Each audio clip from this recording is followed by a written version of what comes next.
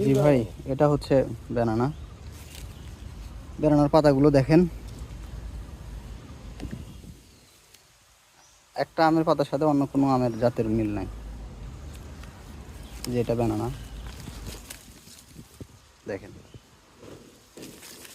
এগুলো একাধিক ডালপালা বড়িতে কেটে দিয়ে ঝোপালো করানো হয়েছে।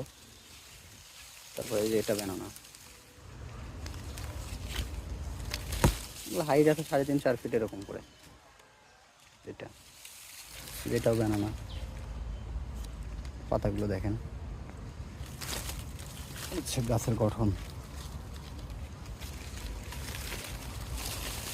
যে এটা ব্যানানা, এগুলো মাটির খুঁটিতে আছে, মাটির টবে আছে আর কি, ছোট টব। যেটা এরকমের গাছ সব।